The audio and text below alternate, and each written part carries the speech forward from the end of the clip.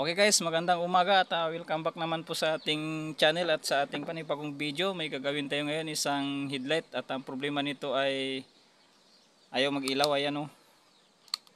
Ayan o. Oh, ganyan. Ayaw mag-ilaw. So bubuksan natin to guys. Alamin natin to. Ganito lang pagbukas. Wala kasi siyang bolt. So dito lang yung pagbukas. Yan o. Buksan lang natin dito.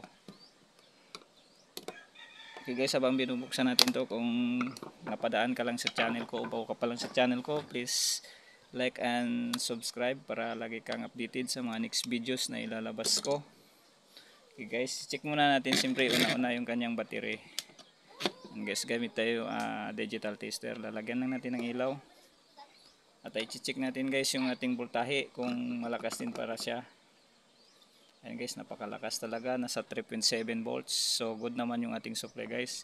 So ang problema nito guys, dito sa kanyang pindutan, kukuha lang tayong tweezer guys. Ayan o, kukuha lang tayong tweezer. So tutusokin ko lang dito kung dito talaga yung problema sa kanyang pindutan. Ayan guys, umilaw na siya o. Yan o.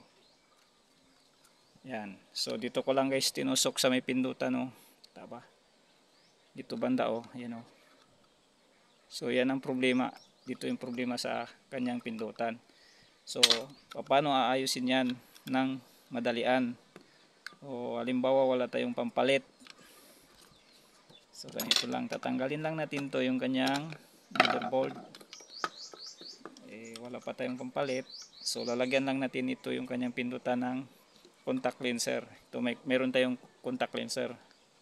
So isprayan lang natin yung kanyang pindutan. So kaganyan-ganyanin lang natin guys para umilaw siya. Malinis yung kanyang contact dun sa ilalim.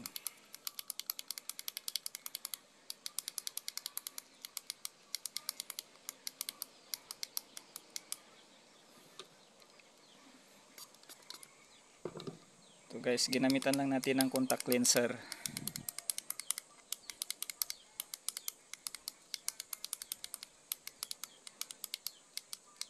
So good na yan siguro guys, ibabalik lang natin dito kung saan natin tinanggal.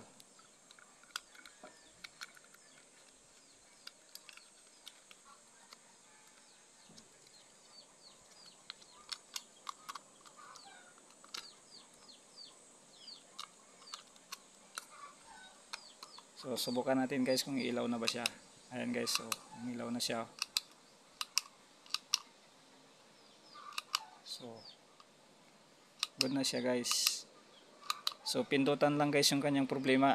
Nilinisan ko lang ng ating contact lenser. So ganyan lang kabilis guys mag-ayos ng isang headlight. So hanggang dito na lang guys yung ating video. At kung napadaan ka lang sa channel ko, please like and subscribe para lagi kang updated sa mga next videos na i-upload ko. Maraming salamat po at magandang umaga.